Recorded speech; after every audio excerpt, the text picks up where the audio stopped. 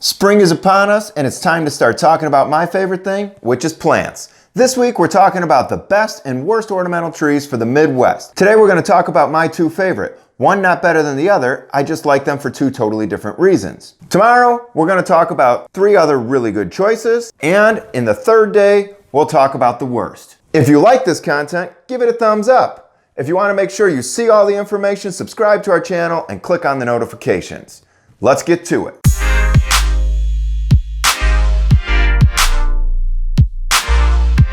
All right, let's start with the Redbud and the Amelanchier.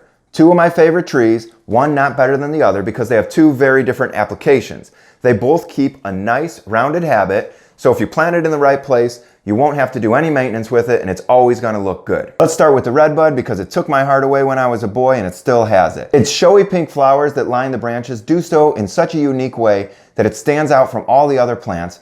Its perfect small pink flowers are so tight to the branch that they hold up to weather.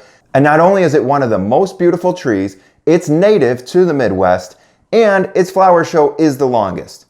Now that's a trifecta you cannot beat. I have an illustration in our self-published book that we bring along to client projects that shows plant's growth rate, assuming that we plant it at 6 foot tall, how long it takes it to get 9 foot, how that looks relative to a house, and what its terminal growth height is and how many years it takes to get there. Now that is something to consider because we want to plant the right tree in the right place so it always looks good and we don't have to do much maintenance with it. In my personal experience on residential sites in the Chicago suburbs, Eastern Redbuds grow about 18 inches a year. That being said, if you purchase one at 6 foot tall, it's going to take about 2 years before it hits 9 foot tall, which is kind of a benchmark for most homeowners.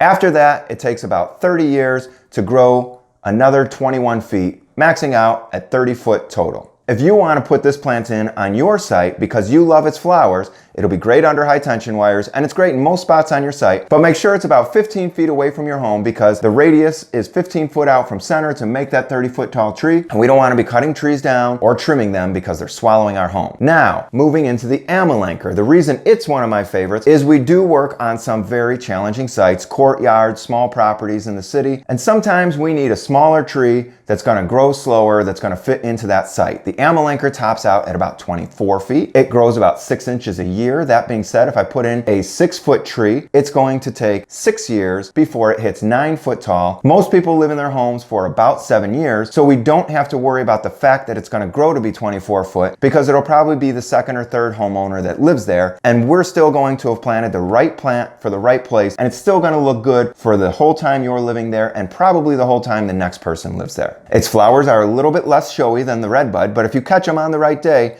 they are just as beautiful. Unfortunately, they're very delicate and the leaves start to emerge shortly thereafter. The leaves have a little bit of pubescence on the bottom, which is just fuzziness, that cause the tree to have an overall silverish look that distracts from the white flowers, and the silver branches kind of make it such that the first couple days the flower comes out, it's most amazing, and then that showy factor dwindles. However, it has, in my opinion, the best fall color of all the ornamental trees that we personally plant for our clients. So, if your site requirements are smaller area, you want something slower growing, significantly less maintenance, the best uniform habit, and an amazing fall color, this is your plant. If you want a beautiful flower show, you're still going to get it. You're just not going to get the extended flower show of the Redbud or very big showy flowers like that of the Magnolia, which is our next tree to talk about. All right, guys, this week we're talking best and worst ornamental trees for the Midwest. Today, we talked about my two favorite, the Eastern Redbud and the Amelanchier. Tomorrow, we're going to talk about three other really good choices. And in the third day, we'll talk about the worst. If you like this content, give it a thumbs up. If you want to make sure you see all the information, subscribe to our channel and click on the notification. If you want to see our latest video, it's there. If you want to see more information on our company, it's there. And if you haven't done so already, subscribe.